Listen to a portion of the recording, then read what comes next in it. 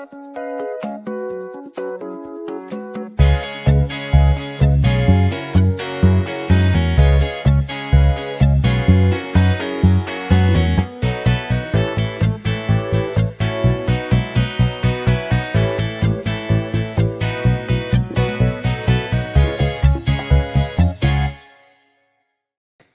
morning, everyone. It is 9 o'clock on this Friday, March 1st, 2024. It is time once again for our mindful moment. I'm Dr. Jonathan Zenz. I am the senior minister here at Unity of Tucson. This is a loving and inclusive spiritual center here in Tucson, Arizona, where everyone is welcome to join us and find their own spiritual path and personal purpose. And what a delight it is to be able to offer that to the world.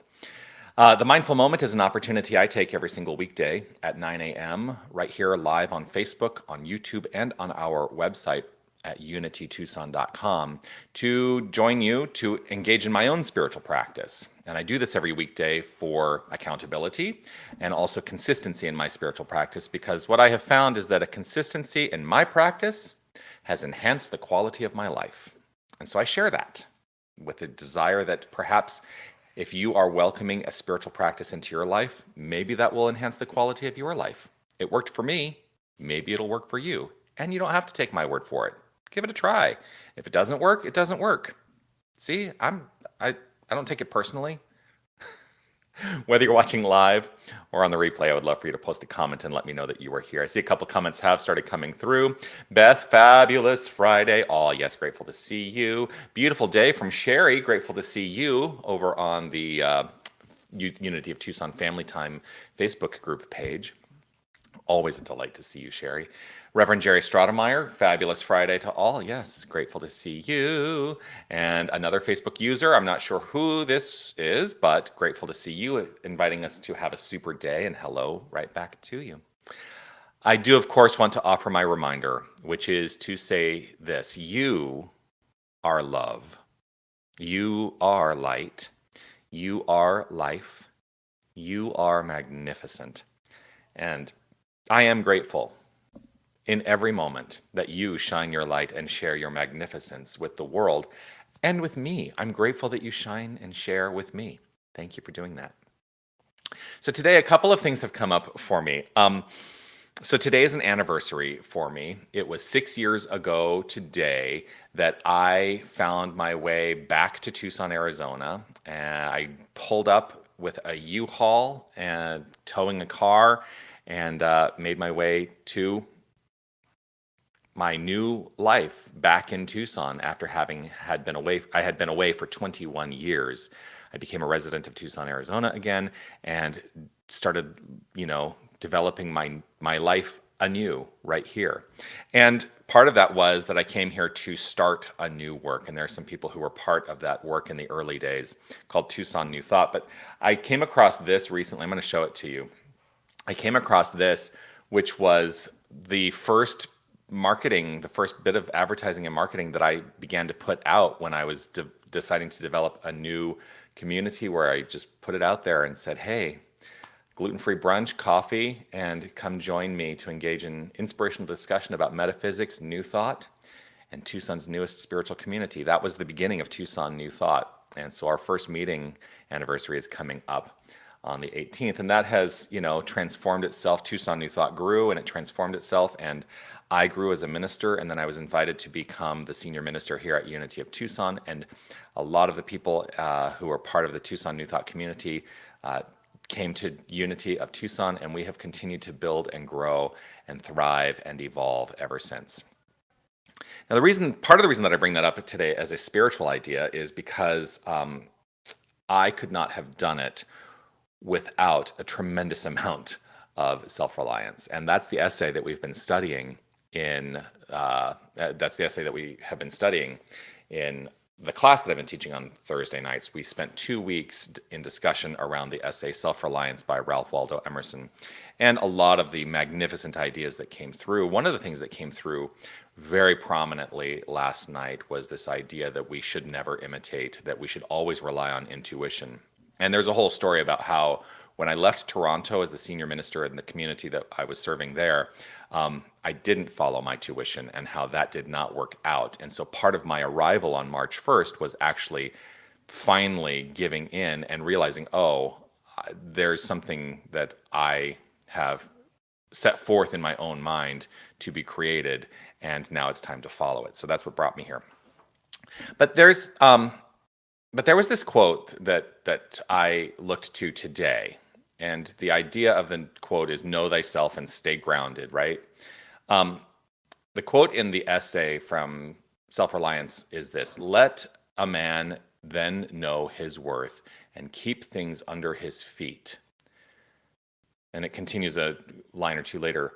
"But the man in the street, finding no worth in himself, which corresponds to the force which built a tower or sculptured a marble god, feels poor when he looks on these." And that is inviting us to realize that it is only when we make comparisons, it is only in comparisons that we can ever feel less than. If you had nothing else to compare yourself to, or the events of your life to, or the nature of your internal feeling, if you had nothing else to compare it to, how would you feel about yourself? How would you feel about yourself? Would you feel as though you were magnificent?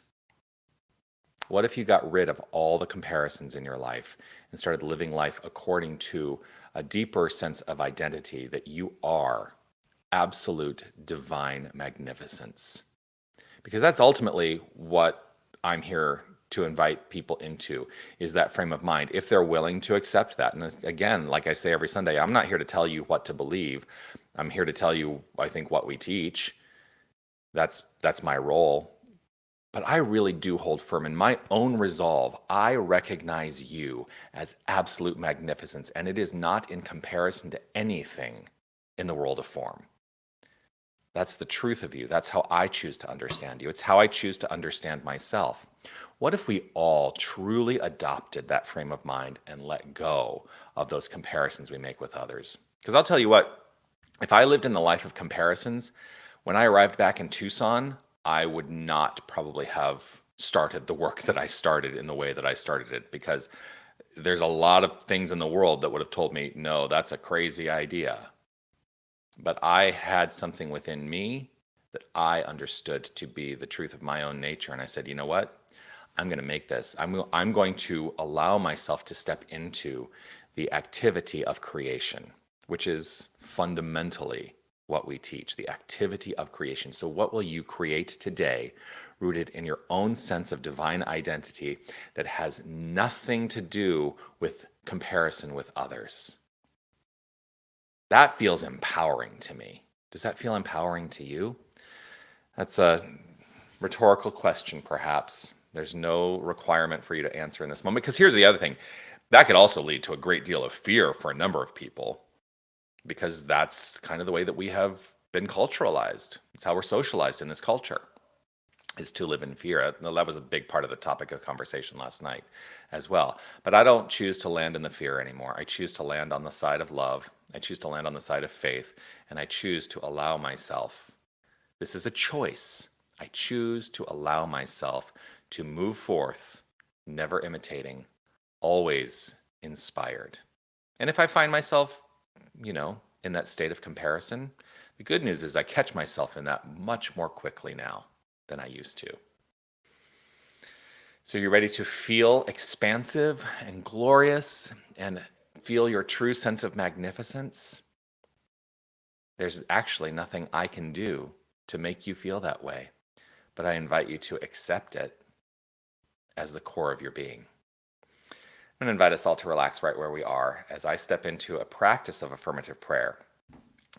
You're welcome to close your eyes if that's safe and comfortable for you. As I say often, I choose to close my eyes, as in closing my eyes, I allow myself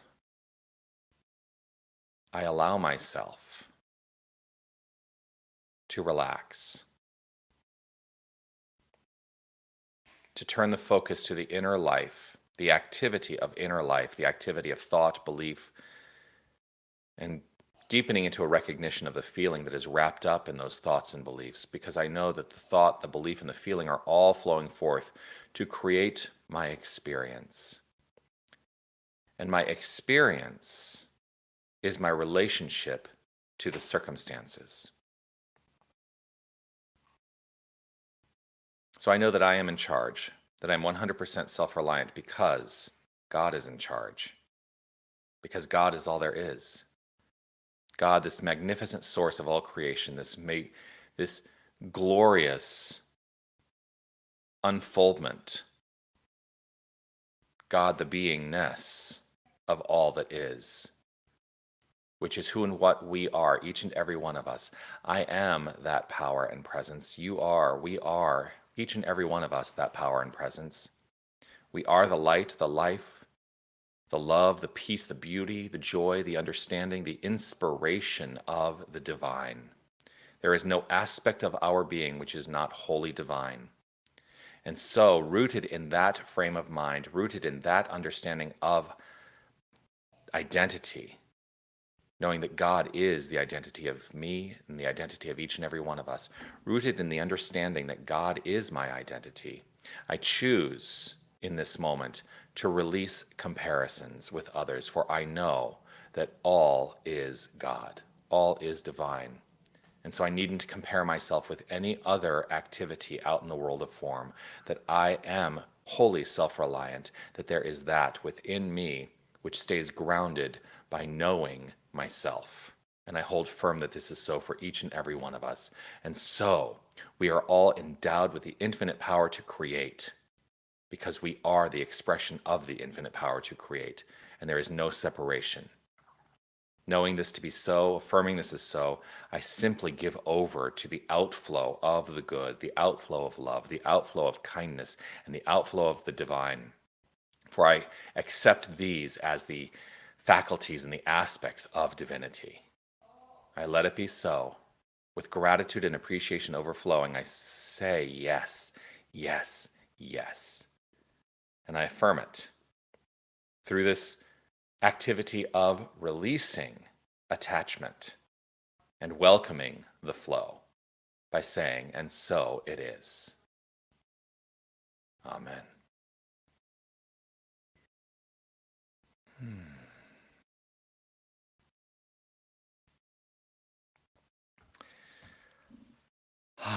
Well, what a delight to share this time with you. I look forward to seeing you again. I'll be back for the Mindful Moment on Monday, and that'll be at 9 a.m. Yeah, I'm going to celebrate today my anniversary of arriving back in Tucson. A couple other things, of course, to let you know about. Dance Zen is coming up tomorrow evening at 6 p.m. A free-form dance experience that is guided by our very own glorious Sherry Hoffman. If you think you can't move, I'm going to invite you to consider that you can move. It's an opportunity for you to move in the way that you move. There's no one who's going to be saying, you have to do it this way. Come and explore freedom of movement and see what that means for you. It's a great spiritual practice, a great physical spiritual practice. So enjoy. Would love to have you enjoy that. Also, we do have a satsang coming up on the 13th of March, Wednesday, March 13th at 6 p.m., guided by self-described traveling monk Brian Lotman. Looking forward to having him join us here. It's going to be a glorious, glorious evening, so join us for that. I do want to reach out and say hello to Cindy, who gave a little wave, and also Lena. What a delight to see you here. Lena, one of my magnificent spiritual family in Toronto. John, grateful to see you here as well. Thank you for joining, and I will look forward to seeing you all again next time. Peace and blessings. Bye, everybody. Have a magnificent weekend. And please, know that you are magnificent. It's not because of anything you do. It is simply your identity. It is who you are. Keep shining your light. Bye.